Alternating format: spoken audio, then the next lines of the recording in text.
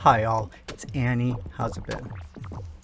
In this video, once again, I'm going to go over another web novel called Supreme Magus. Now, if you're interested in web novels, I made another video just the other day. You could check it out over here, somewhere over there.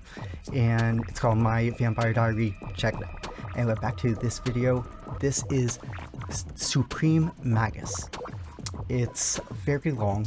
Like, there's 1,200 or so chapters so far, and it's ongoing, so, you know, you're gonna have a bunch to go through.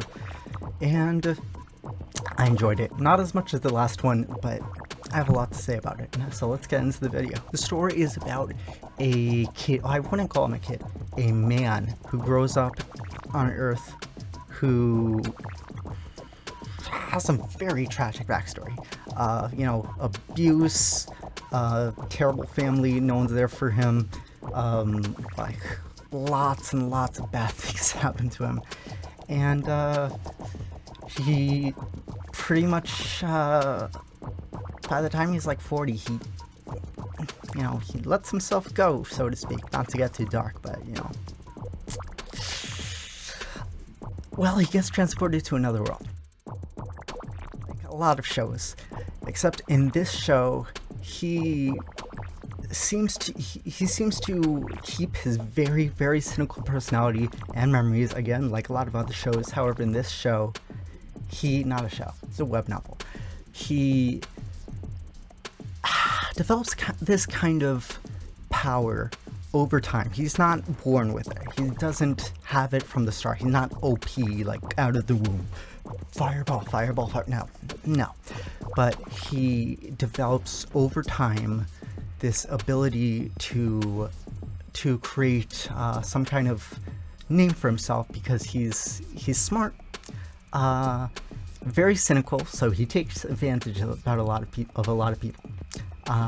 to get himself up, and he develops himself magically a lot. There's a lot of luck involved, yes, because he transports to another world. He's given these powers, whatever.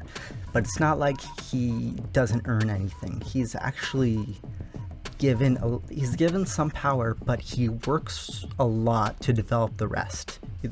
All of the power that he kind of develops on the rest of it, he does on his own. And you get to see him do all that.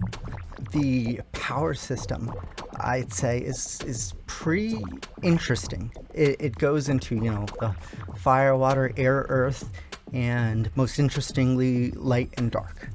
And we've all seen that before. In this, however, there's some kind of separation between ways of doing magic. There's fake magic and true magic. And true magic, this is the key to why he is, you know, as powerful as he is. He is able to do true magic, which not many people could do. But he realized people seem to disappear when they brag about their talents as a true mage. So he keeps that hidden. He has a secret. He only shares it with one person for most of the story. And you get to see his cynical personality pretty much kill, maim, take advantage of, and eventually over time, love, admire, protect. There is development, but it takes a while. Him as a person, I'd say, the main character, for a while, he's pretty unlikable, I'd say. Honestly, for the first, I'm gonna be very honest here, first 200 chapters, I hated the main character. I was so annoyed, I was so, like, fed up with hearing him, like, be so cynical and untrusting of others, and I understand it, but it's just like, I don't like him. Oh, but now I do. It's changed, now I do. But it took a while. After that time, he develops, though, and he slowly gets into these relationships and friendships with people around him. At first, he doesn't let people in. He doesn't really trust anyone or consider anyone a friend, someone he could rely on or like, which he does in the future. But at first, even the closest people to him, even his family, even the people he considers his friends, he says, I don't care for them. They could die tomorrow. I wouldn't give a shit.